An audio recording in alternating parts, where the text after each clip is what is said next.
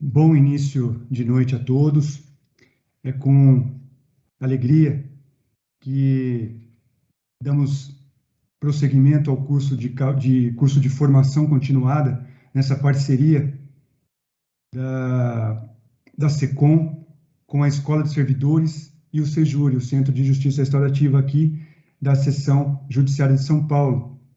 Hoje teremos como palestrante o juiz federal Eurico Zequim Maiolino, que muito nos honra, né, com sua presença e a sua contribuição na noite de hoje, com um tema que nos é muito caro e comum a todos os integrantes dessa parceria, que é a resolução consensual de conflitos, tratamento adequado a partir do procedimento.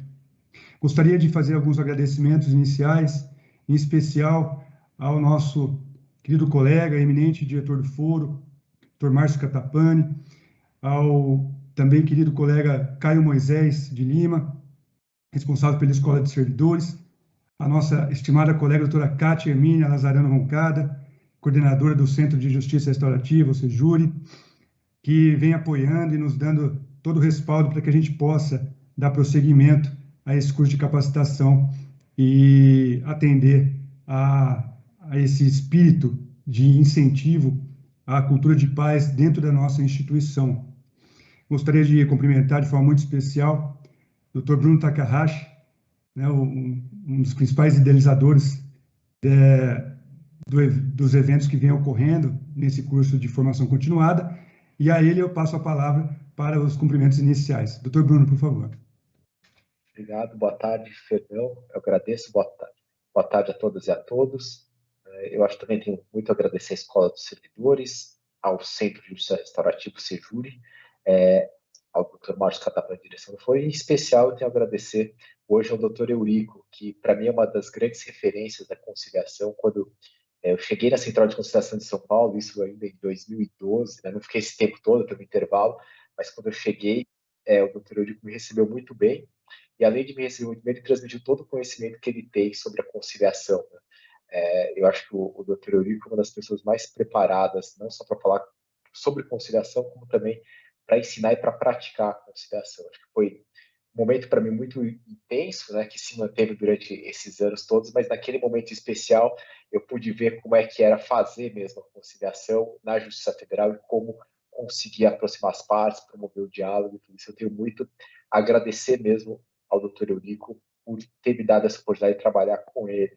E, enfim, estou aqui para ouvir e sempre aprender mais uma vez. Acho que todos estamos muito ansiosos para ouvir e ver o que ele tem de novidade, de inovações, como sempre, né? Eu acho que, para quem não sabe, não tem muita noção, acho que o Dr. Eurico foi o principal idealizador da plataforma interinstitucional da Covid, né? Logo que começou a pandemia, ele percebeu que era necessário o diálogo entre instituições.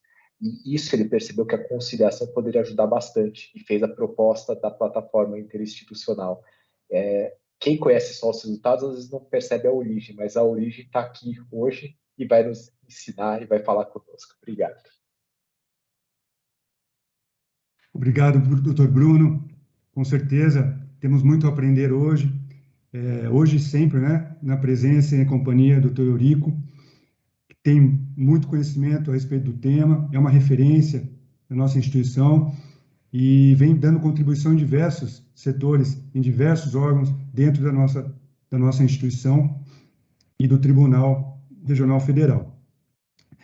Gostaria de agradecer também à equipe de servidores que vem idealizando, né, os eventos, vem cuidando de toda a estrutura, nas pessoas da Norma, Elaine, Sandra, Carla, Edson e tantos outros. Muito obrigado a essa equipe tão competente, tão valorosa. Nesse momento, eu gostaria de estar fazendo alguns avisos para os nossos participantes do evento que estamos acompanhando pelo YouTube. Informando que o evento está sendo gravado e transmitido ao vivo no canal da Justiça Federal de São Paulo no YouTube.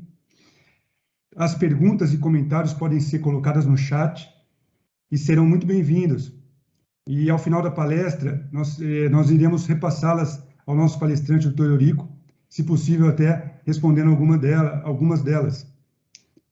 Gostaria de informar também que no decorrer do evento será disponibilizado no chat do YouTube um link do formulário de confirmação da presença dos participantes. Nesse momento, então, eu vou agora fazer uma breve leitura do currículo do Dr. Eurico.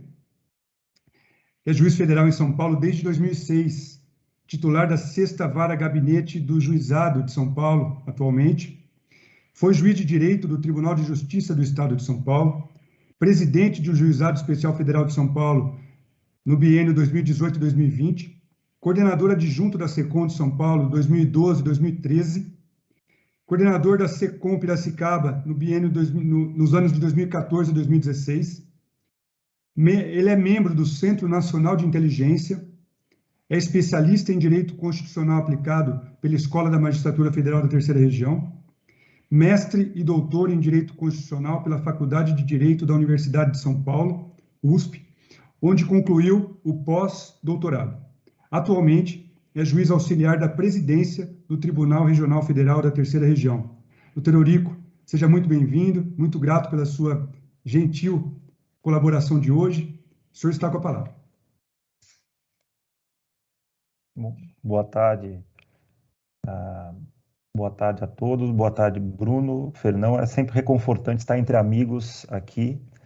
E eu só vou fazer uma correção do que o Bruno falou, que na verdade fui eu que aprendi muito com ele, né?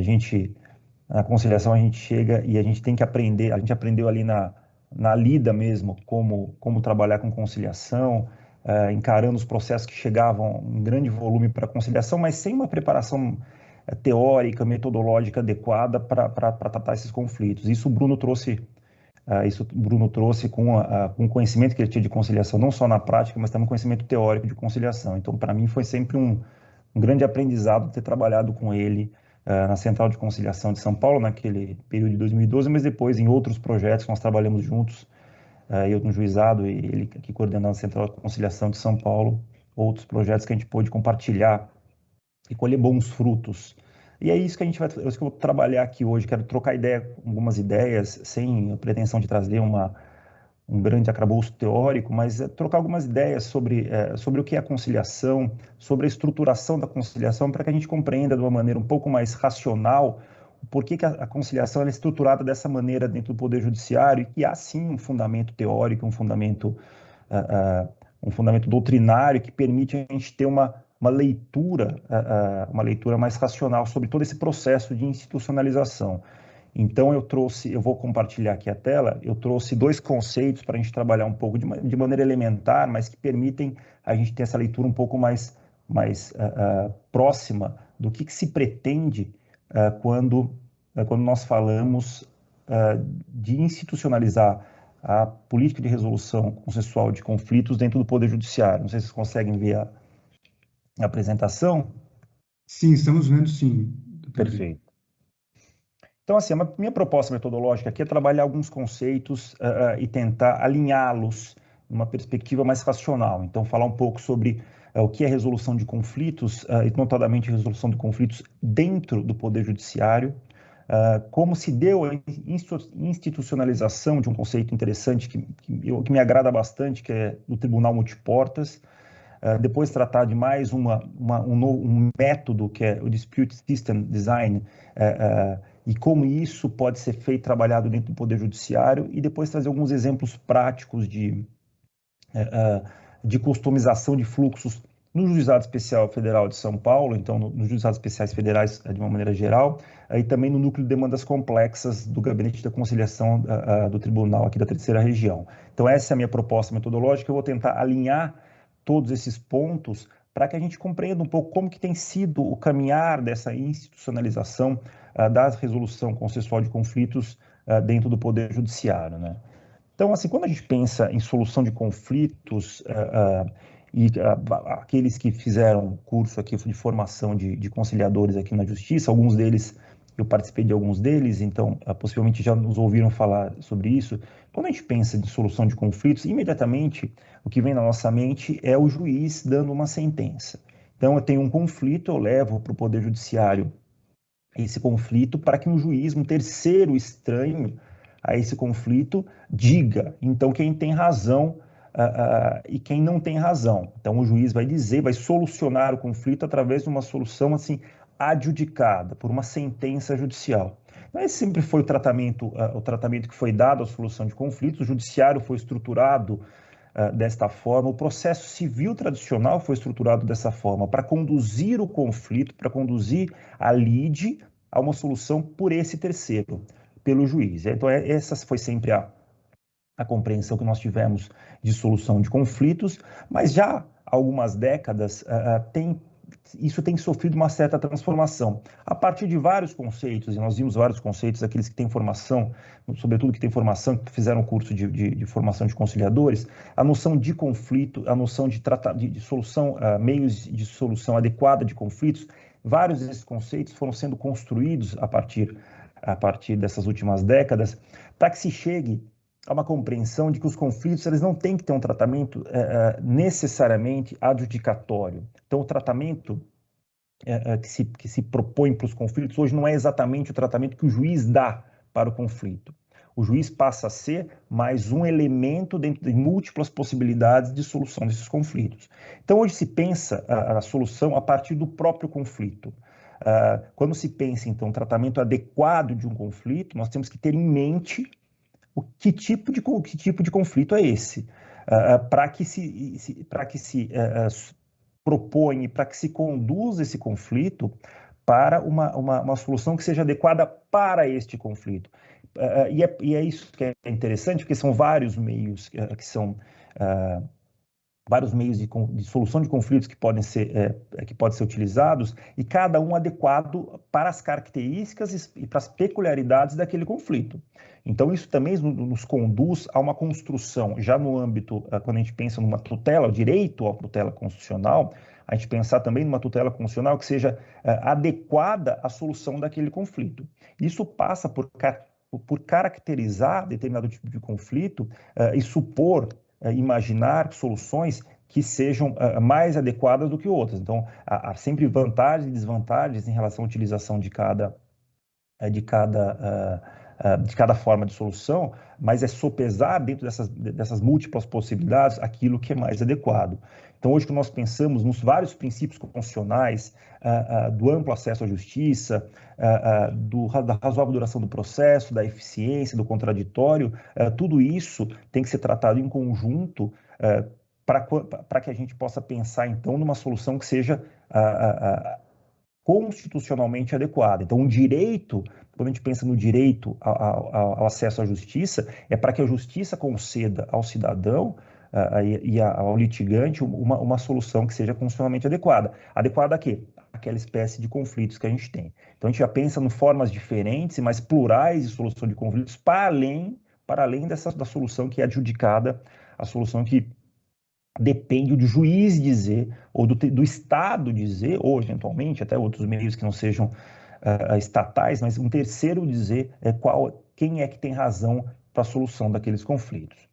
E aí a gente pode trazer um conceito que é muito interessante, que permite identificar já na resolução 125 do CNJ, durante todo esse processo de institucionalização da resolução consensual de conflitos, um conceito que eu acho muito interessante, porque ele tem múltiplas possibilidades e permite que a gente racionalize um pouco e compreenda o que tem sido feito na justiça a partir da resolução 125. Por que se pensou naquela forma de solução de conflitos? Então, não veio do nada. Existe, sim, um arcabouço teórico que permite estruturar isso de uma maneira mais racional, mais científica. Então, as origens dessa teoria do tribunal multiportas, tribunal de múltiplas portas, na verdade, é um conceito introduzido pelo professor Frank Sander, da Universidade de Harvard, e muito do que a gente estuda hoje no Brasil, de conciliação, de mediação e de negociação, tem raiz na escola de Harvard. Então, este é um dos conceitos que são empregados pelo CNJ, de certa forma, quando ele pensa na estruturação da resolução de conflitos. O que quer dizer esse tribunal multiportas, tribunal de múltiplas portas? Então, o que o professor Frank Sander disse foi que ele constatou, principalmente analisando juízos que envolviam direito de família e conflitos relacionados ao direito de família, que o que se pensava de solução de conflitos, empiricamente, uma constatação empírica dele foi que aquilo era ineficiente. Aquela tutela jurisdicional tradicional ela era ineficiente para solucionar aqueles conflitos. Então, vir o juiz, vir o Estado e resolver os conflitos, sobretudo conflitos de natureza familiar, como um terceiro, ele não atendia efetivamente o direito, o interesse das partes, mais do que o direito, ele não atendia o interesse das partes. Então ele percebendo a ineficiência dessa tutela tradicional, então ele supôs outras formas de solução de conflitos que fossem mais eficientes e mais adequadas, sobretudo para esse tipo de conflito. A gente sabe que os conflitos que envolvem direito de família são conflitos que têm multifacetados, tem vários elementos envolvidos, é um contexto muito complexo, não é só jurídico, muitas vezes, mas que a leitura da jurisdição tradicional, ela abre mão de todos desses elementos que compõem esse contexto somente para ter uma leitura jurídica. E ele percebeu que isso não atendia exatamente o interesse das pessoas. Então, quando é um caso de divórcio, de guarda ou de alimentos, a leitura estritamente jurídica desse fenômeno não atendia aos interesses das partes. Então, há uma proposição, bom, se essa tutela jurídica tradicional nem sempre ela é adequada para a solução daqueles conflitos, outras formas têm que ser utilizadas. E como que nós vamos usar, como que nós vamos propor isso? Mas se o judiciário ele é formado estruturalmente para que o juiz julgue as causas, a gente tem que pensar em outras soluções e trazê-los para dentro do judiciário. E por que trazer os conflitos, as formas de conflito, de solução de conflitos para dentro do judiciário? É porque é ali que estão os conflitos. Ele até faz uma brincadeira que diz, perguntar para o ladrão de banco, por que você vai roubar banco? Porque é lá que está o dinheiro. E a mesma coisa, por que trazer essas formas de solução de conflito para dentro da justiça e não tirar da justiça para que nem cheguem aqui? Então, que sejam solucionados por outros caminhos, por outras estruturas, por outras instituições, porque os conflitos estão aqui dentro. Então, tratar de forma adequada os conflitos dentro de onde eles estão, onde eles chegam. E aí que ele denomina, então, esse tribunal multiportas de um centro abrangente de conflitos. Por que é um centro abrangente? Porque é um centro que abrange diversas possibilidades de solução de conflitos. Então, o conflito ele pode ser, sim, solucionado pela tutela jurisdicional tradicional, por uma sentença do juiz, se para aquele caso for a tutela mais adequada, for a solução mais adequada. Mas há outras formas de solução de conflitos, sobretudo formas autocompositivas, aquelas em que as próprias partes participam da solução do seu conflito. Então, ele propõe esse tribunal multiportas, esse centro abrangente de conflitos, onde o cidadão vai encontrar diante de si, quando envolvido num conflito, diversas possibilidades de solução. Então, a gente pensa, então, no tribunal multiportas, nessa metáfora do tribunal multiportas, exatamente nessa multiplicidade de formas de solução de conflitos, para onde o cidadão os conflitos podem ser encaminhados por uma solução mais adequada. Então, eventualmente, pode ser uma solução adjudicada, aquela solução do juiz, que pode ser a mais adequada. Em determinado caso, a negociação direta pode ser a mais adequada. Em outros casos, a conciliação pode ser a mais adequada. Em outros casos, a mediação pode ser a solução mais adequada, a depender das peculiaridades e das características daquele tipo de conflito. É isso que é importante, a gente ter a leitura das características do conflito para que nós possamos, então, encaminhar o conflito para aquela solução que seja considerada mais adequada para aquele conflito. Então, a gente tem sempre essa figura, quando a gente pensa no tribunal multiportas, essa alegoria, né? Essa metáfora para a gente imaginar um tribunal que em cada porta existe, atrás de cada porta existe uma forma de solução mais adequada para aquele conflito. Então, quando nós chegamos dentro desse centro abrangente de solução de conflitos, né, esse centro abrangente de justiça, ou um centro de solução de conflitos, como o judiciário é visto hoje, não é mais de onde é dada a sentença, mas onde conflitos são solucionados por diversas formas, nós temos essas múltiplas portas ou múltiplos caminhos que levam à solução mais adequada. Então tem sempre essa alegoria, e foi mais ou menos nessa leitura que a gente vai perceber como o CNJ e como a institucionalização pelos outros diplomas normativos acabaram, de certa forma, a serem institucionalizados, então, aqui no Brasil. Então, o que a gente pensa, então, quando a gente pensa, então, no tribunal multiporta? A gente pensa, então, o Poder Judiciário não mais como a vara, a unidade do juiz que espera o processo para que possa ser solucionado. Então, a gente pensa como um centro de resolução de conflitos e que diversas formas de solução de conflitos. Então, a gente fala de algumas, mas podem existir outras formas de solução. O nosso enfoque aqui é sempre uma solução consensual, mas pode imaginar tantas formas quantas forem as adequadas à solução daquele conflito, entender que há desvantagens e vantagens em relação a cada processo de solução de conflito. Então, assim, nem sempre a solução consensual ela pode ser a mais adequada. Talvez a solução da sentença, a solução adjudicada, seja a mais adequada, mas há vantagens e desvantagens em adotar cada uma dessa solução, dessas formas de solução. E é importante que esse sopesamento seja feito, então, quando nós encaminharmos o conflito, encaminharmos o processo para cada uma dessas formas de solução. Então, isso faz parte também da análise, da escolha da solução mais adequada, faz parte também a participação das partes e o encaminhamento por parte do Poder Judiciário, sopesando todas, então, essas características de cada forma de solução. Cada forma de solução tem uma característica que pode se tornar mais adequada ou menos adequada, então, para cada forma de solução. E aí o magistrado e os servidores também, a gente fala o magistrado, mas os servidores têm um papel muito importante nisso, no gerenciamento.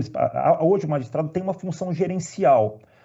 A justiça tem uma função gerencial. Então, gerenciar esse processo, os processos, os conflitos, e quando eu falo gestor de processos aqui, eu não penso agora no processo, no instrumento, né, no autor, no réu, mas processos que são caminhos que são seguidos. Então, o magistrado e os servidores, a justiça, de uma maneira geral, passam a ter uma função gerencial, então, para encaminhar esses processos para as formas de solução que reputam mais adequadas. Então, ao receber uma determinada demanda, então eu estou aqui no juizado, o Fernão também é juiz de juizado lá em Campinas, a gente recebe uma determinada demanda, por exemplo, de incapacidade, grande parte do nosso acervo aqui envolve matéria previdenciária, então a gente recebe, por exemplo, um processo de incapacidade.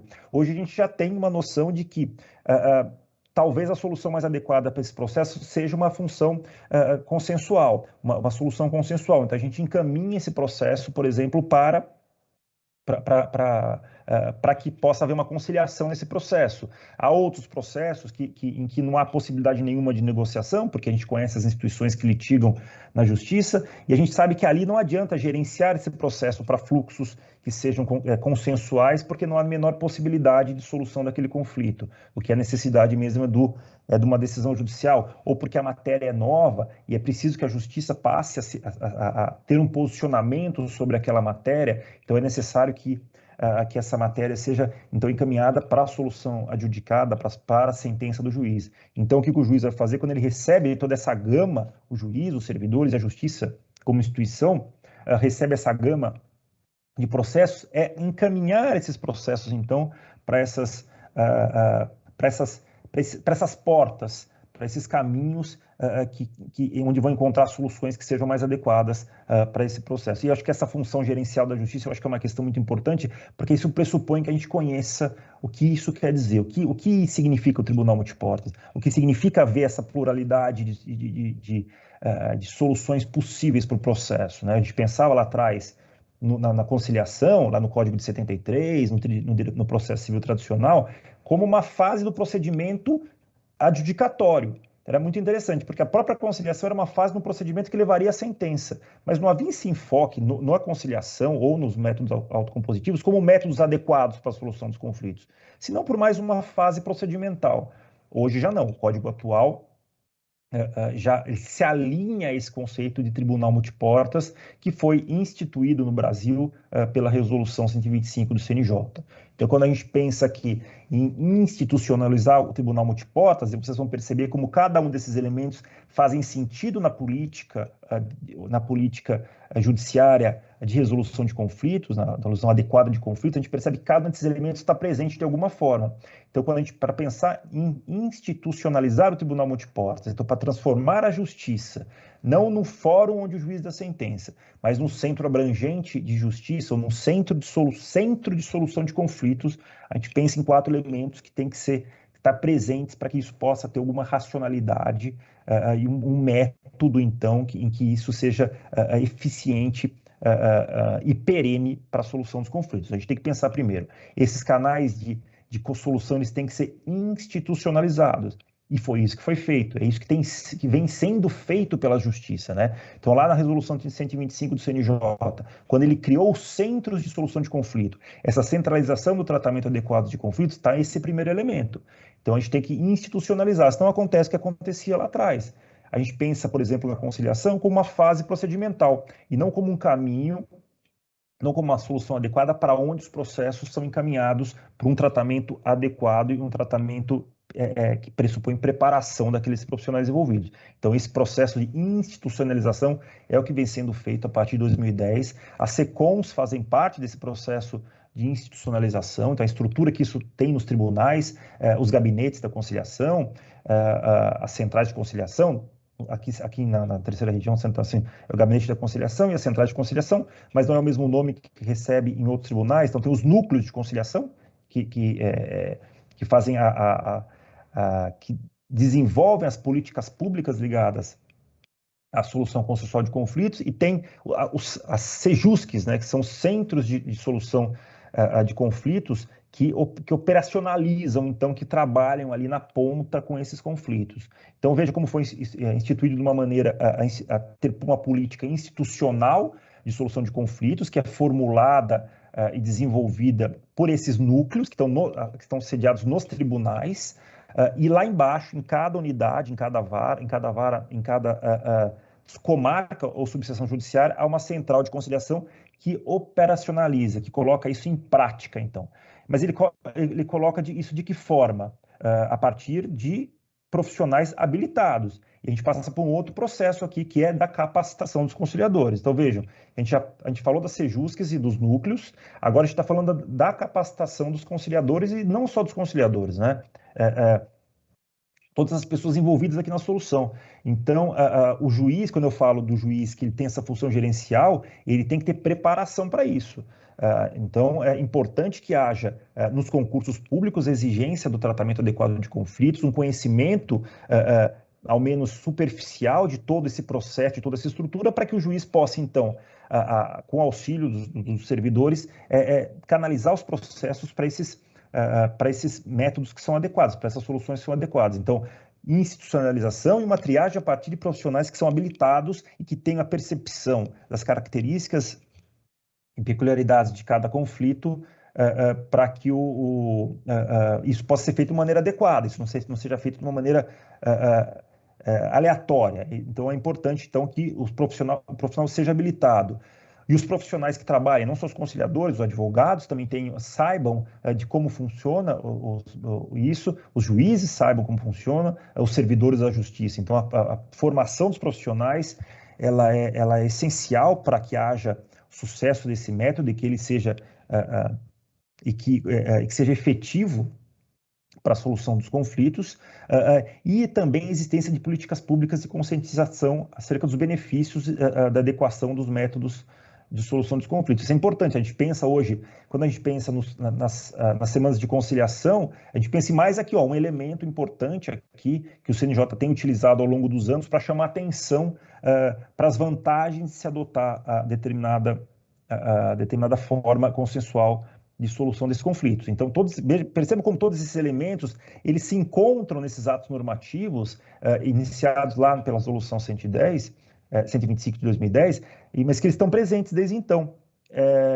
Então, a institucionalização dos canais de solução, a habilitação dos profissionais que fazem a triagem, que gerenciam esses processos, isso passa muito pela formação dos juízes, dos servidores, dos profissionais que farão parte desses métodos, então, sobretudo, conciliadores e mediadores, e uma política pública de conscientização, para que as partes saibam que existem esses métodos, quais são as vantagens da utilização desses métodos, e possam, então, se valer disso quando encontram seus processos aqui, então, dentro desses centros de solução de conflitos.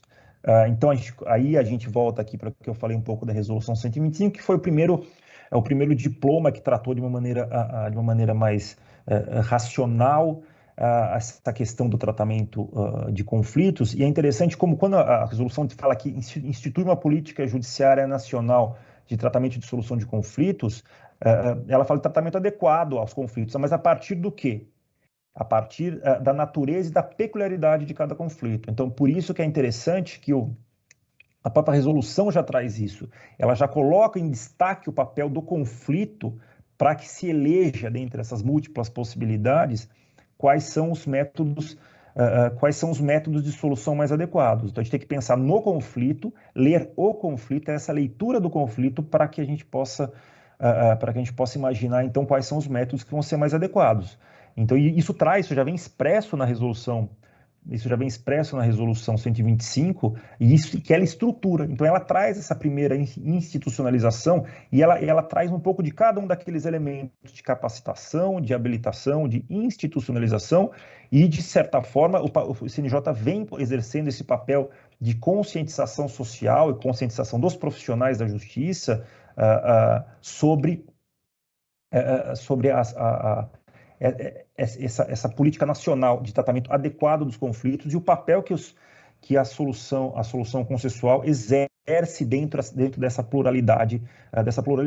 Isso vem sendo feito, a gente percebe, a gente que está mais tempo dentro da justiça, quando eu entrei na justiça não se falava disso ainda, eu entrei antes de 2010, então a gente tinha alguns mutirões de conciliação, a gente trabalhava com conciliação de algumas matérias. Eu, por exemplo, trabalhei muito com conciliação de SFH, Sistema Financeiro da Habitação, mas a gente não tinha uma abordagem adequada, uma abordagem racional sobre isso. A gente aprendia ali na lida, no dia a dia, de alguma forma, utilizava as técnicas mais incorretas. Hoje a gente olha para trás e vê como a gente utilizava técnicas incorretas para a solução desses conflitos, mas era ali muito na prática, não tinha uma política de tratamento adequado aos conflitos que poderiam ser utilizadas de uma maneira efetiva e permanente para solucionar os conflitos. Então, é interessante que isso, a partir da Resolução 125 e a partir da institucionalização, então, a partir do momento que isso foi trazido para dentro da justiça e transformou a justiça, de certa forma,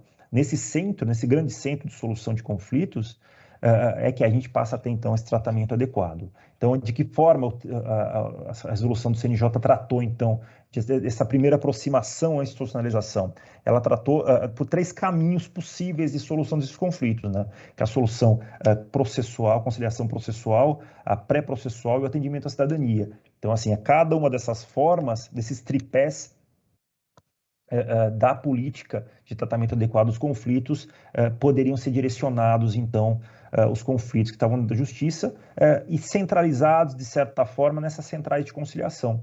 Esse é importante, a central de conciliação, o papel que a institucionalização da central de conciliação exerce em todo esse contexto, porque é ali que é feita, que há o tratamento adequado a esses conflitos. Então, a partir de premissas políticas da instituição, é que essas centrais de conciliação, então, conduzem esse trabalho. Então, por exemplo, a gente vê aqui, falando aqui da Justiça Federal, então, o Gabinete da Conciliação, por exemplo, tem uma primeira aproximação institucional por intermédio de reuniões institucionais, por exemplo, com a Caixa Econômica Federal, e elege que determinado contrato, por exemplo, cuja recorrência na Justiça é muito grande, tem possibilidade de ter um tratamento autocompositivo. Então, elege, por exemplo, um contrato do Construcar, que é um tipo de financiamento. Quem está aqui na SECOM, quem trabalha na SECOM, vê isso bastante. Mas é um tipo de contrato de financiamento de obra, de reforma. Então, mas que isso admite um tratamento adequado pela solução de conflito, por métodos consensuais. Então, o Gabinete da Conciliação estabelece essa política. Então, a partir de agora, vai haver uma política de tratamento adequado de conflitos relacionados a esse tipo de contrato do Construcar, e aí as centrais de conciliação que vão executar isso. De que forma? Então, recebem os processos são direcionados para lá, os conciliadores que são habilitados recebem os processos, vão trabalhar nisso e conduzir as sessões de conciliação a partir da capacitação que receberam pela própria Justiça. Então, todos aqueles elementos que permitem institucionalizar de uma maneira mais racional esse conceito de tribunal multiportas passa por pela central de conciliação, que é a importância das centrais de conciliação e das Sejusques nesse caminhar no sentido de institucionalizar, então, o Tribunal Multiportas. A partir da Resolução 125, então, a gente também vê que o próprio Código de Processo Civil também é alinhado ao Tribunal Multiportas, né? Então, hoje há um alinhamento do Código de Processo Civil a esse conceito de Tribunal Multiportas, e a previsão de diversas soluções compositivas, a introdução da arbitragem como uma forma de jurisdição possível também nesse contexto. Então, essa é a primeira aproximação de uma estruturação institucional de criação de caminhos e processos que conduzem a formas de solução mais adequadas às características e peculiaridades de cada conflito. Aí a gente pensa também, aí eu quero trazer assim, bom, tudo bem, a gente encaminha o processo, conduz o processo, gerencia esses processos para aquelas soluções que são mais adequadas. Mas o que fazer, então? E como tratar esse processo a partir do momento que eles foram encaminhados? Então, a partir do momento que eu encaminho um processo para mediação, a partir do momento que eu encaminho um processo para conciliação, para negociação, ou para alguma outra forma adequada de solução, como então trabalhar esse processo? E aí que eu pensei um pouco no nome, não sei nem se é o nome mais adequado aqui para a palestra de tratamento adequado a partir do procedimento, porque a gente já pensa tanto o Tribunal Multiportas como o conceito que eu vou trazer agora, o Dispute System Design, são questões que não são somente procedimentais. A gente viu o Tribunal Multiportas, ele não é procedimental essencialmente, ele é estruturante de um poder judiciário que que apresenta múltiplas formas de solução de conflitos além da sentença. E o Dispute System Design, essa abordagem também, esse método, também não é somente criar um procedimento, mas criar um método racional que permita abordar aquele conflito e apresentar soluções, desenhos de solução para aquele conflito a partir da peculiaridade daquele conflito. Então, quando a gente pensa nesse método, né, a gente pensa que é um método que ele é desenvolvido para se obter um produto. Então, a gente vai trabalhar no design de um produto, vai desenhar um produto. E o que é esse produto que esse sistema vai desenhar? É um método de solução de controvérsias que seja personalizado, que seja customizado para aquele tipo de conflito. Mas para que tipo de conflito? A gente pensa sempre num conflito, num grupo de conflitos, num conflito massificado? Depende. E o que vai determinar o desenho desse sistema de disputas, então, é a peculiaridade daquele conflito.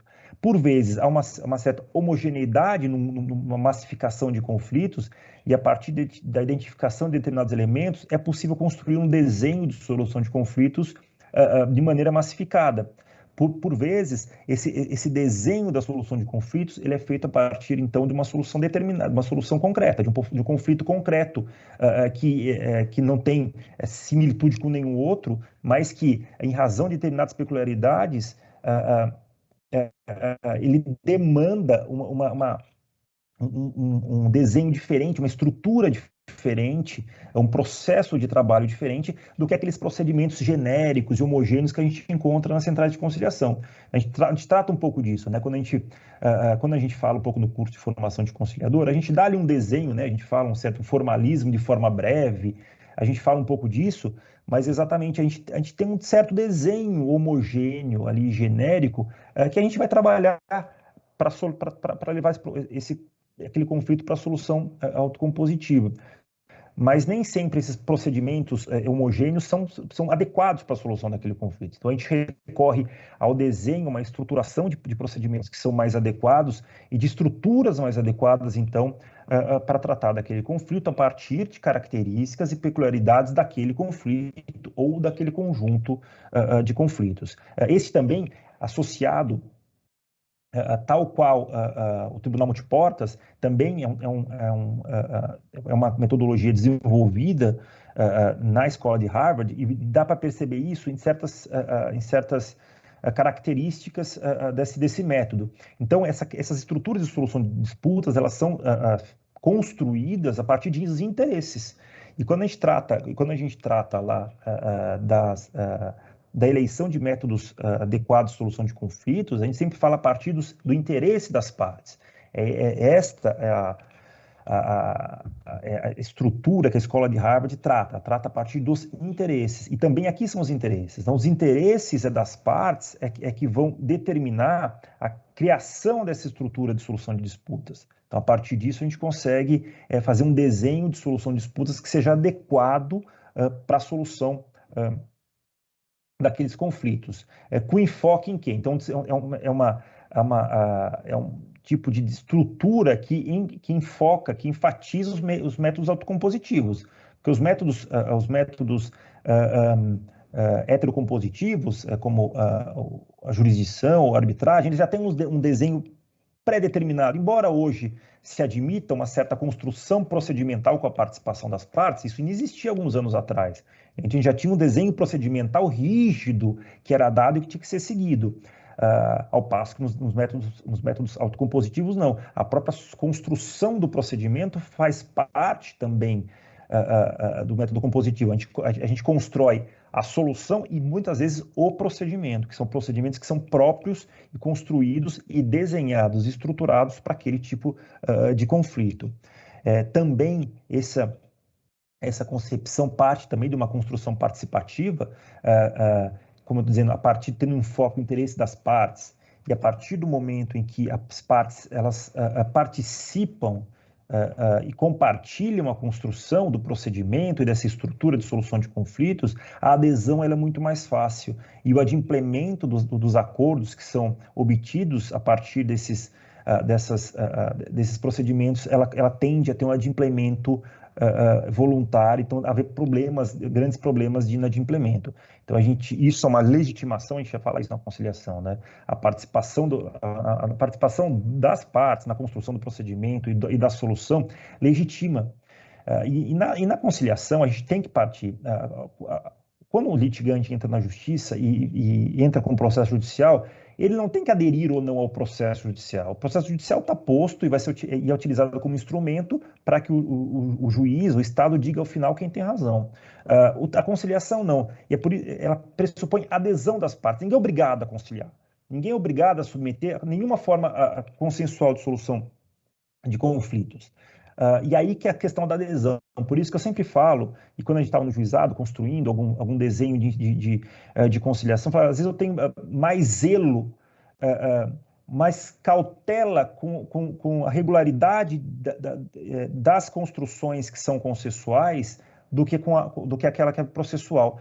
O que eu quero dizer com isso? Que a gente tem que ter o cuidado, e a parte da justiça em toda essa construção a parte da justiça ela tem que ser observada, porque senão as partes não aderem mais. Então, um advogado que participa de um processo de conciliação que não é bem conduzido ou que conduz a resultados que não são resultados que são positivos para o cliente dele, ou que ele tende a não participar mais, a não aderir mais, ou a não aconselhar, por exemplo, os clientes dele a aderirem a esses projetos, ou esses programas, ou essas estruturas de conciliação. Por isso que é importante, quando a gente participa da construção, a gente participa da construção do procedimento, dessas estruturas de conciliação, a gente ter uma leitura de que essa participação legitima isso para que essa adesão seja permanente. A gente depende da adesão, porque se as pessoas não aderirem a esse programa de conciliação, não adianta nada encaminhar os processos para a SECOM, ou a gente fazer programas internos nos fóruns de conciliação se a gente não obtiver adesão. Por isso tem que ter um cuidado muito grande. Eu sempre insisto muito nessa questão do cuidado com os programas de conciliação, com os procedimentos que são adotados em relação a isso, porque as pessoas não aderem. Por exemplo, eu vou falar um pouco de um programa lá do juizado de conciliação de benefício por incapacidade, e assim, tem o papel do juizado é fazer com que a fase de execução seja extremamente célere. Então, a parte da justiça nessa construção é a seguinte: se houver adesão a esse acordo, o processo ele vai tramitar com muita celeridade. Então, a gente tem que ter o nosso cuidado, não pode ter problema nisso, porque se uma parte não adere mais, ela faz o acordo, ela abre mão de determinada parte daquilo que ela entende como seu direito no início do processo, desde que atenda seu interesse, mas a parte da justiça quer fazer com que a execução seja célere, a implantação seja célere e a expedição da RPV seja célere. Se não há nosso cuidado quanto a isso, a parte não vai mais aderir. É isso que eu digo do cuidado e da cautela em relação a isso, para que as partes possam aderir e adimplir isso de uma maneira voluntária.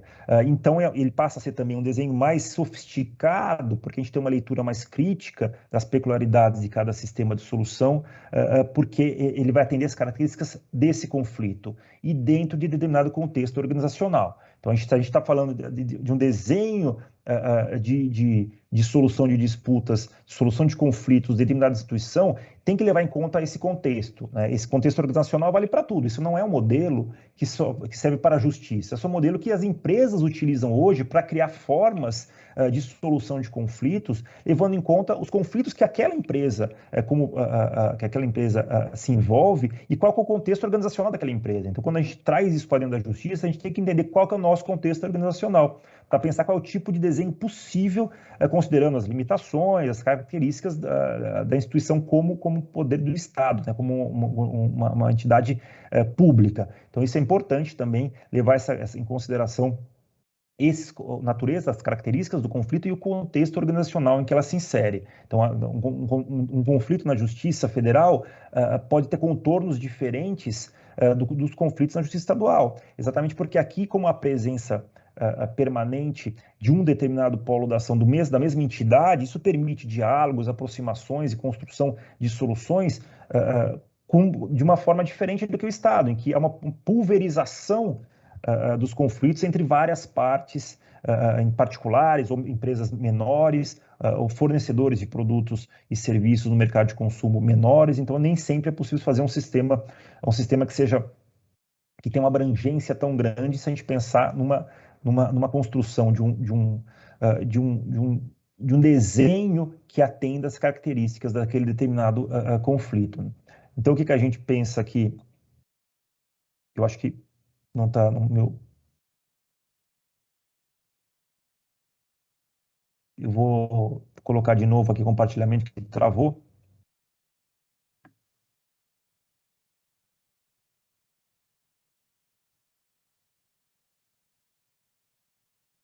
Sim, agora estamos vendo. Agora está certo. Tá, não, agora foi, né? Ele tinha travado. Eu estava vendo, mas ele não estava indo. Então, quando a gente pensa... Obrigado. Quando a gente pensa, então, aqui num desenho de um sistema que preveja um desenho, uma estruturação, a gente tem que sempre pensar, então, tem que definir que tipo de conflito a gente trabalha, qual que é o tipo de conflito com os quais nós nos deparamos aqui como justiça, quais são os conflitos que são trazidos para dentro da justiça, né?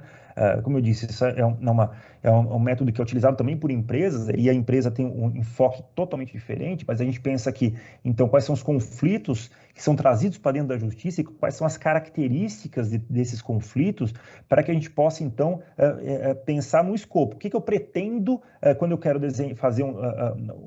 desenhar um sistema de solução de conflitos, o que eu entendo, quais são as características daquele conflito ou daqueles conflitos, né? Então a gente tem que pensar, e o que a gente pretende com isso? O que eu quero quando eu vou desenhar? Eu quero conduzir isso para que tipo de solução? Qual é o tipo de solução, então, que se apresenta mais adequada para que a gente possa fazer um desenho de um mecanismo de solução de conflitos que atenda aquelas características. Então, a gente define a questão a partir da constatação desses conflitos que são trazidos pela justiça e o que nós queremos quando nós desenhamos, então, esse método de solução de conflitos. E a partir disso, então, a gente define um plano e um cronograma, isso envolve o estabelecimento de procedimentos de tratamento desse conflito. Então, a gente define um plano e um cronograma para atender e para tentar solucionar esses conflitos. Evidentemente, o que eu estou dizendo aqui, como eu disse, eu estou apresentando esses conceitos, estou apresentando essas abordagens sem a menor pretensão do aprofundamento teórico quanto a isso. O que eu quero é que a gente, é muito prático, a gente entenda mais ou menos como a justiça foi estruturada e o que pode ser feito a partir desses enfoques, mas sem a pretensão de aprofundamento quanto a isso. Então, a gente define um plano e um cronograma e executa esse plano. É muito comum lá na Central de Conciliação a gente fazer... alguns pilotos, né? Então a gente faz uma quantidade um pouco menor, por exemplo, se isso envolve conflitos massificados, a gente faz alguns programas um pouco menores para entender exatamente como que isso funciona se aquele procedimento, se aquele desenho, se aquela estrutura procedimental, ela é adequada ou não para aquilo que se pretende. E, por último, os ajustamentos que sempre são feitos. Isso aí é sempre assim, a gente senta para conversar, a gente senta com as instituições para conversar, em pensar em fluxos de trabalho, e a gente sempre tem um ponto de partida, a gente faz um desenho sobre qual é esse fluxo, e aí sim esses ajustamentos são feitos a partir do momento que a gente vivencia, então, como que está sendo executado esse desenho de solução de conflitos, né? E é curioso fazer, quando a gente começa a ver isso, a gente trabalhava com conciliação já há muitos anos e não tinha ainda essa aproximação teórica com esses métodos, que a gente, de certa forma, fazia isso algumas vezes. Então, muitos daqui sentaram, conversaram, desenharam fluxos de procedimento a partir de determinados tipos de conflito, mas sem ter essa aproximação teórica com esses esquemas mais teóricos, né? com esses esquemas mais científicos. A gente fazia mesmo ali, era na prática, né? Uma construção empírica ali, a partir dos conflitos que a gente via, com a repetição daqueles conflitos. Muitos dos programas de conciliação foram desenhados a partir de conflitos massificados, foi isso que institucionalizou e que fez com que ganhasse força.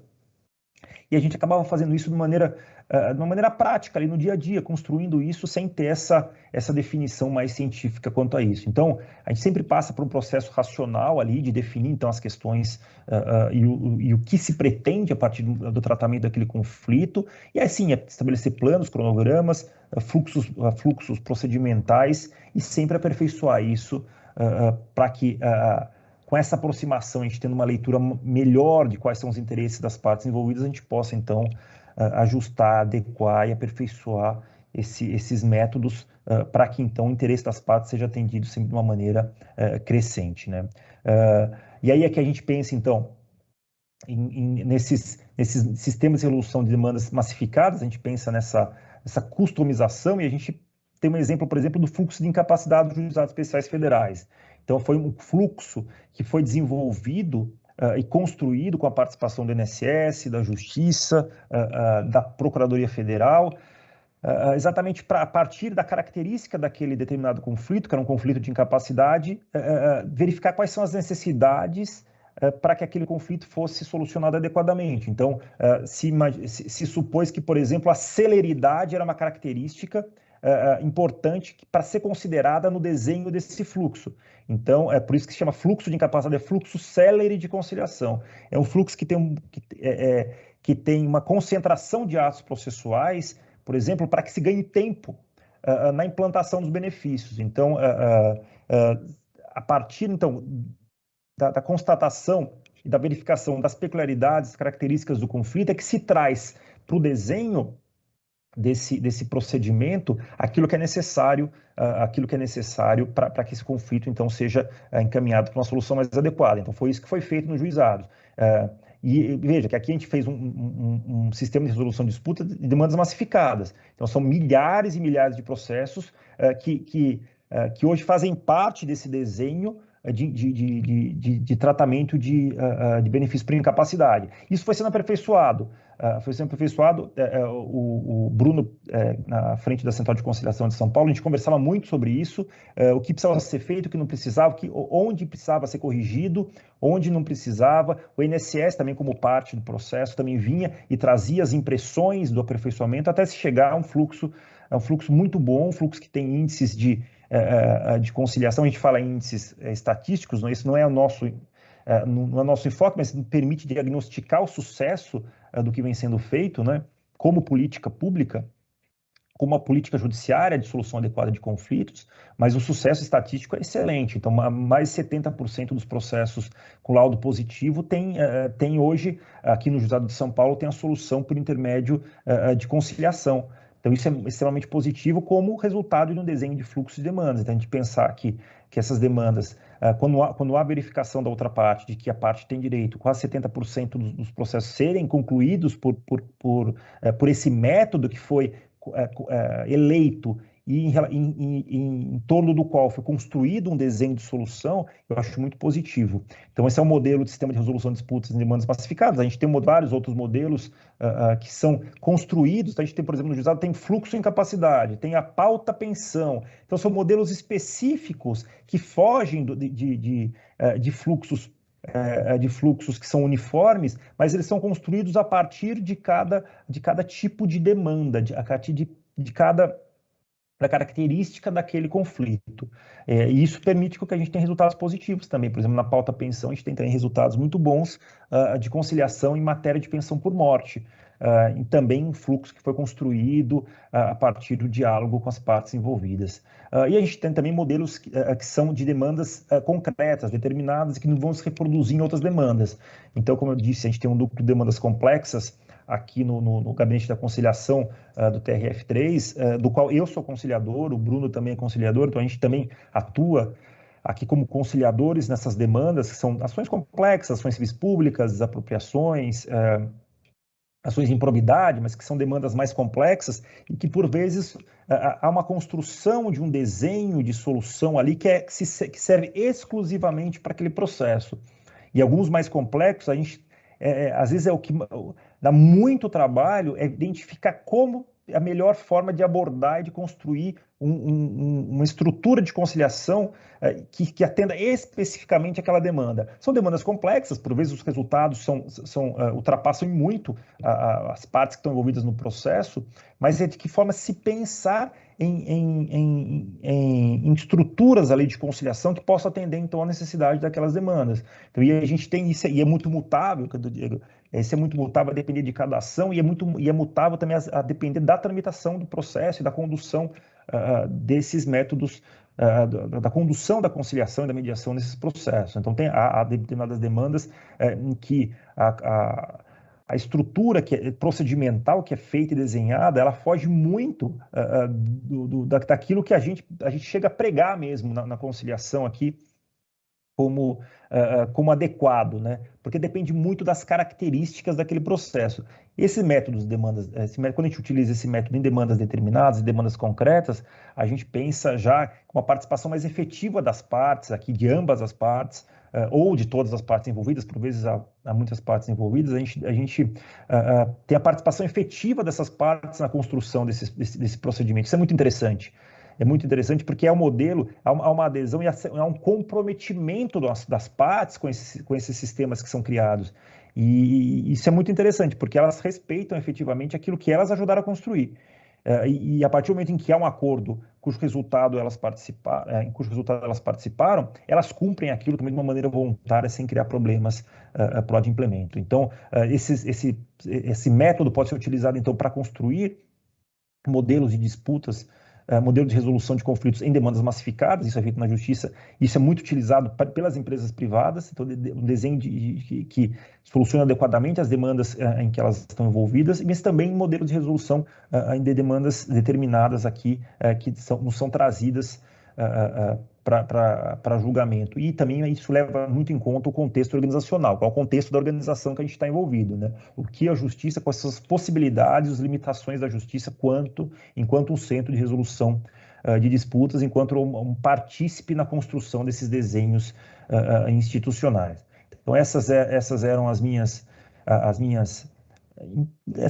impressões sobre esses dois temas, que eu acho interessantes, porque eles permitem a gente ler o que a gente já faz, de certa forma, de uma maneira mais racional. E a gente faz às vezes, na prática mesmo, a gente acaba utilizando muitos esses conceitos sem ter uma preparação teórica para isso. Então, a partir do momento em que a gente tem e a gente consegue bons resultados, a partir do momento que a gente tem um estudo científico e teórico quanto a isso, a gente já consegue antever os bons resultados que a gente consegue obter quanto a isso. Eu estou à disposição aqui para, se houver alguma pergunta para conversar, meu e-mail para que a gente possa trocar ideias que surjam, perguntas que surjam a partir da apresentação. Eu agradeço a atenção de vocês. Mais uma vez, muitíssimo obrigado. Eurico, nós aqui agradecemos.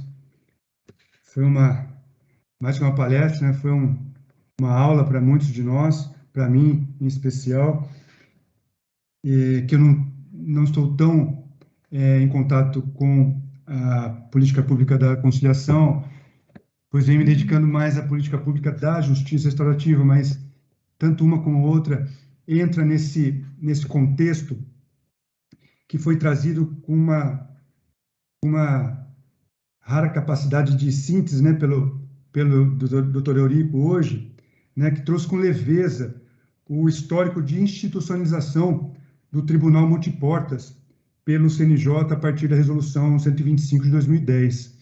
A partir dali,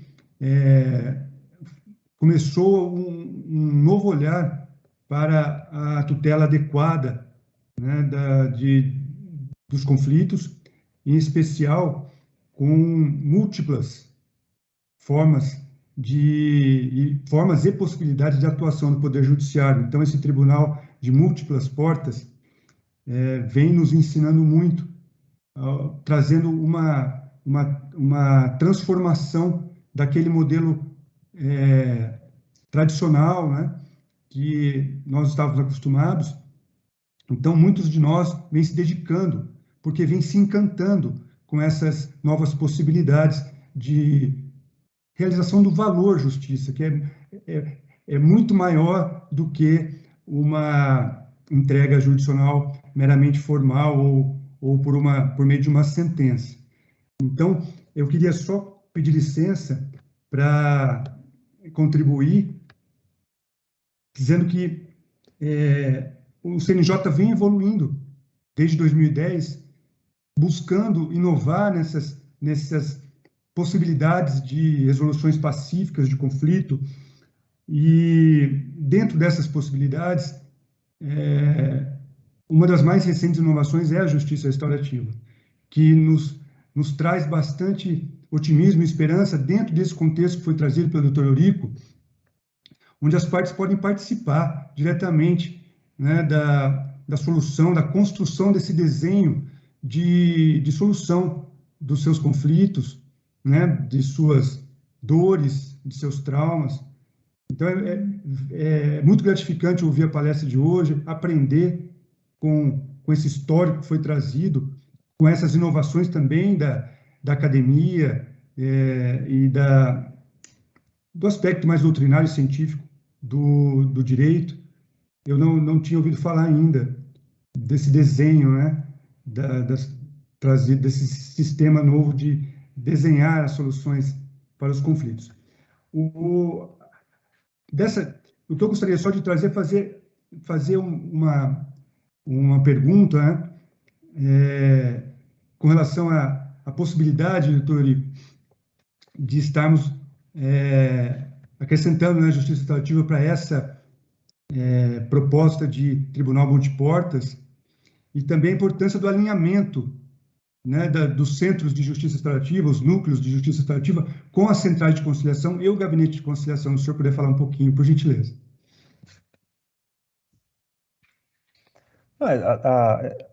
É mais uma abordagem possível para que esses conflitos sejam adequadamente encaminhados, né? Então, agora, evidentemente que o sucesso que a conciliação teve partiu da institucionalização desses métodos consensuais, e isso passa também pela justiça restaurativa e outras formas de abordagem de solução de conflitos. Então, isso vem agora a partir o CNJ teve um papel fundamental nisso, teve um papel fundamental tanto para a política de tratamento adequado de conflitos e agora também para a justiça restaurativa, não tenho a menor dúvida quanto a isso, mas é claro que é um processo, isso é um processo e depende muito do tipo de demanda e eu acho que os tipos de conflito que são trazidos e são tratados na justiça, é isso que a gente sempre tem que considerar. A Justiça Federal tem um tipo de conflito específico, quais são os conflitos passíveis de serem, então, encaminhados dessa forma. Isso passa também por mais uma questão da capacitação daqueles que vão gerir esses conflitos, é muito importante. Se eu não sei quais são as potencialidades de uma abordagem restaurativa, como eu vou encaminhar esse processo para essa forma de solução? Então, isso passa também por uma capacitação institucional, e isso eu acho que deveria ser permanente. É uma coisa que eu sempre digo, é que às vezes eu lamento que muitas vezes a gente trabalha com conciliação e a gente sempre encontra as mesmas caras aqui, assim, as mesmas pessoas, porque acaba se fechando num determinado grupo, e isso não é bom para que tenha essa disseminação cultural da solução consensual e de outras formas e de outras abordagens de solução de conflito. Então, acho que passa por um processo de institucionalização, de capacitação de nós, aqui dentro da justiça, dos potenciais de cada uma dessas abordagens, e aí os arranjos institucionais que são feitos depende muito de cada instituição. Talvez uma aproximação entre os centros sejam interessantes, seja interessante, ou alguma outra forma de interlocução entre os centros, então, passa a ser mais interessante, mas depende muito aí desse contexto da instituição mesmo, de que forma isso pode ser conduzido, se é mais adequado que isso seja feito no interior da central de conciliação, ou que isso seja conduzido de alguma forma para um centro de justiça restaurativa dentro da instituição. Isso passa muito por um desenho institucional que tem que passar com a participação de todos, principalmente com aqueles que têm um conhecimento maior sobre cada uma dessas matérias, para que seja adequada essa estrutura, né? Acho que é importante, que não é ter uma estrutura, mas uma estrutura que possa conduzir adequadamente o tratamento desse conflito. Muito grato, Eurico, e nós temos muito a aprender com esse trabalho que vem sendo desenvolvido já há muitos anos pelos integrantes das centrais de conciliação e do gabinete de conciliação. E hoje foi um momento de grande aprendizado para todos nós da justiça restaurativa. Algumas perguntas, Eurico, estão sendo encaminhadas pelos participantes. Depois essas perguntas vão ser repassadas para que com mais calma você possa responder. Eu vou pedir licença para fazer mais uma pergunta. A Tamires Luz mencionou que há um entendimento, ou alguns juristas vêm defendendo que a norma sobre a conciliação, a normatização, passe a ser cogente, ou seja, que a conciliação passe a ser obrigatória dentro da nossa atuação judicial. E como acontece em alguns países, para que aconteça a mudança efetiva na cultura da conciliação. Gostaria de saber a opinião do senhor acerca disso. Há uma tendência que a conciliação passe a ser obrigatória com o tempo? Olha, a gente tem que pensar, a conciliação chega a ser até, de certa forma, a gente pensar na conciliação como algo obrigatório, passa a ser algo contraditório, né, na minha opinião. Evidentemente, que a gente, se a gente pensar, então, que o processo necessariamente, de certa forma, o CPC trouxe algo, se aproximou um pouco disso ao prever a obrigatoriedade da audiência de conciliação no início do processo. Mas isso não vai fazer com que a conciliação se institucionalize. Muito pelo contrário. Se a gente for tratar essas audiências preliminares de conciliação que o Código de Processo Civil traz de uma maneira absolutamente sem preparo e sem técnica, a gente vai cair naquilo que a gente tinha antes no Código de 73, em que vai ser uma fase do processo sem nenhum tipo de efetividade. A efetividade da conciliação, ela vem na crença e na adesão das pessoas de que elas podem participar na construção da solução para os seus conflitos, e isso passa por um processo de aprendizado e de cultura. Então, é muito mais, acho que o sucesso e a efetividade da conciliação, ela passa por um processo de cultura, de mudança cultural, na compreensão de que esses métodos são mais adequados para solucionar grande parte dos conflitos do que a solução adjudicada. Então, fazer com que as pessoas compareçam a uma sala de audiência de maneira obrigatória, mas se o tratamento não for adequado, se não houver a crença voluntária de que aquele é o método mais adequado ou aquela é a solução mais adequada para o seu conflito, não vai haver adesão. Não vai adesão nenhuma. Então, eu acho que o processo que a gente tem que passar, esse processo de mudança cultural e de mudança de paradigmas de solução de conflitos, ele é muito mais efetivo para a criação dessa cultura de pacificação e de diálogo para a solução dos conflitos do que criar uma fase procedimental de natureza obrigatória em que a parte tem que sentar à mesa, ainda que seja para assinar um papel, falando não há possibilidade de acordo. Então, eu imagino que não, eu acho que não é esse o caminho. O caminho é a gente aperfeiçoar o que já vem sendo bem feito. Eu acho que tem que pensar nisso, tem que identificar, tem que haver um diálogo, uma abertura. O CNJ tem exercido um papel fundamental nisso, mas eu acho que ainda tem que haver uma abertura do CNJ para as experiências regionais, as experiências locais, de que forma isso pode ser compartilhado também, de que forma essa mudança cultural possa abranger também essas iniciativas. Eu acho que isso é importante. Eu acho que a mudança cultural, uma obrigatoriedade legal não muda a cultura, né? Porque você vai e volta numa canetada. Numa canetada eu crio obrigação e numa canetada eu torno facultativo. Então não é essa a ideia. Quando a gente pensa em tornar isso perene e efetivo, a gente pensa que as pessoas creem e acreditam que tem uma forma de solução para além da decisão e da sentença do juiz. E que essa forma de solução passa pela participação dela, essa pessoa. E a partir do momento em que ela participa e constrói a solução, constrói um procedimento e acredita no resultado que ela obteve, ela passa a ser passa a ser alguém que vai participar de outros processos. É aquilo que a gente fala na formação do conciliador, do empoderamento. A partir do momento que ela tem, essa palavra muito da moda, né? Assim, mas a gente já falava nisso há algum tempo, mas a partir do momento em que ela se sente dona e proprietária do seu conflito, e com capacidade de resolução, ela passa a não depender de outras pessoas para fazer isso, porque ela entende que ela pode manejar os seus interesses de uma maneira muito mais adequada do que qualquer outra pessoa. Então, eu acho que é mais uma conquista cultural e isso não passa por criar obrigatoriedade.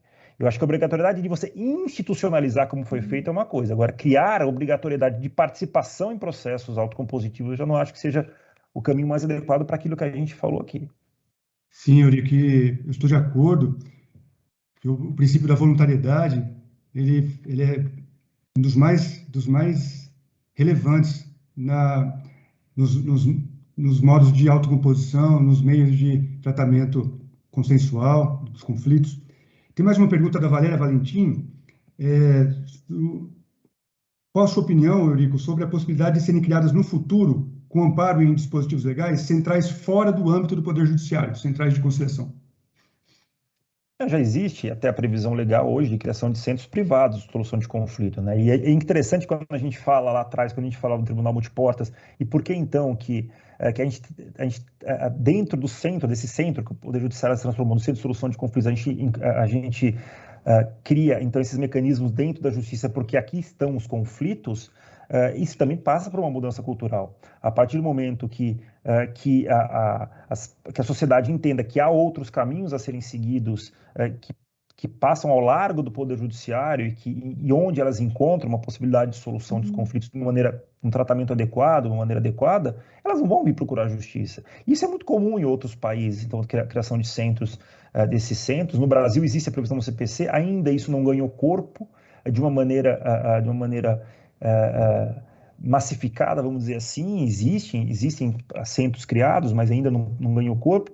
Mas já tem até previsão legal. Isso é, se possível, pensar numa pluralidade de possibilidades. E isso é interessante. Centros que envolvam determinada matéria. Então, a habilidade daqueles conciliadores e mediadores que trabalham nesse centro é muito maior. Então, se a gente pensar, por exemplo, num centro de solução de conflitos que envolva, por exemplo, direito à saúde, mas especificamente em relação a planos de saúde. Veja a preparação daquele conciliador, daquele mediador que trabalha diuturnamente com aquela matéria para ajudar na condução e na solução daquele conflito. A gente pode pensar em várias outras coisas.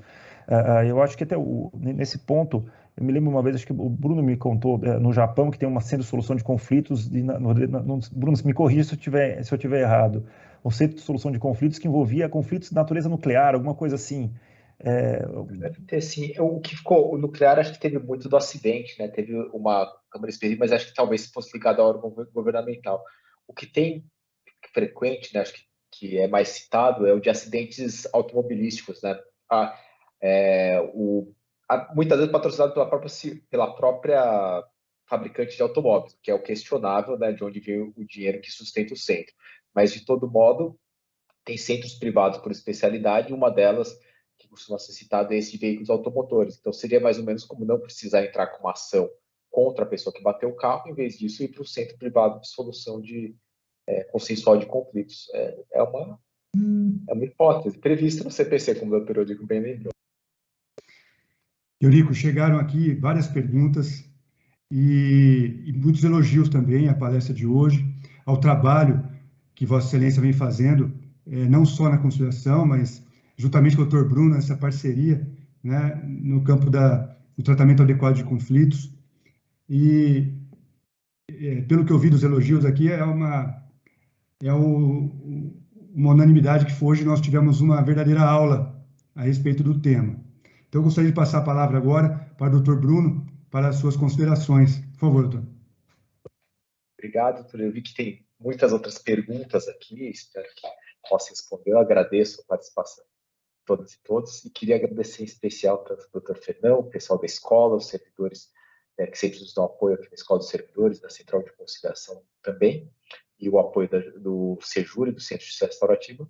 Particularmente agradecer o Dr. Eurico por essa brilhante aula, que, como o Dr. Fernando bem disse, sintetizou muita coisa, muitas reflexões de uma forma brilhante e que nos permite sistematizar uma coisa que a gente... O bom de ler a teoria depois é que a gente viu que a gente não fez tantas coisas erradas, né? O lado ruim é que a gente viu que a gente não fez exatamente o que a teoria falava, mas, de qualquer forma, acho que esse diálogo, quem está na conciliação, na mediação dos meios consensuais, começa a perceber que é uma interação natural, né? A gente tem muito de conciliação e mediação que é a arte só vai aprender fazendo. E tem uma parte que é teoria, a teoria a gente vai calibrando. Então, eu acho que ter essa oportunidade de ouvir falar da teoria, mas sabendo, tendo um olhar para a prática, faz com que a gente volte agora para a prática mais entusiasmado e mais com ideias assim, a serem implementadas, e acho que isso vale para todos nós que ouvimos você falar. Muito obrigado. Acho que está muito só. Obrigado, doutor Bruno. As perguntas e os elogios vão ser repassados ao nosso palestrante e, dentro do possível, né, se o doutor Eurico puder responder as perguntas, será uma grande alegria poder estar encaminhando para os nossos participantes. Só gostaria de informar que tivemos uma audiência de mais de 80 participantes ao vivo, né, online, e a palestra vai ficar disponível para todos que puderem acessá-la para o futuro. Doutor Eurico, gostaria de tecer mais algum comentário? Nós estamos nos despedindo, então. O senhor fique à vontade, doutor Eurico. Eu só quero agradecer mais uma vez o convite que foi feito, de poder trocar ideias aqui sobre um tema que me é tão caro. Eu sou um entusiasta da conciliação, comecei a fazer conciliação ainda quando nos juizados especiais cíveis, e aí, Bruno, aí que a gente vê como a gente faz coisa errada, né, na conciliação. Ainda lá na época da faculdade eu fazia conciliação de juizados especiais cíveis sem técnica nenhuma, e aí a gente viu por que as coisas não davam tão certo lá, e hoje a gente tem uma abordagem muito mais profissional, uma abordagem mais racional, e aí a gente consegue verificar que os resultados, os bons resultados que nós podemos obter com isso, passa dessa preparação que a gente tem que ter, e que a gente tem que ter para os nossos conciliadores, para os nossos mediadores e para os servidores que trabalham com isso. Então, só me colocar à disposição, toda vez que quiserem, é só chamar. Esse é um tema que não me dá nenhum trabalho falar, pelo contrário, é sempre um prazer. Se deixasse, a gente podia ficar até bem mais tarde falando sobre isso aqui. Muito obrigado. Obrigado, doutor Eurico. Obrigado, doutor Bruno. Agradecemos a todos os servidores que contribuíram com a organização do evento, a todos os participantes, e vamos buscar novas datas para o doutor Eurico continuar com a sua contribuição aqui nesse curso de formação continuada da parceria da SECOM, aqui de São Paulo, do núcleo da Escola de Servidores e do SEJURE, Centro de Justiça Restaurativa. Uma boa noite a todos e até o próximo evento.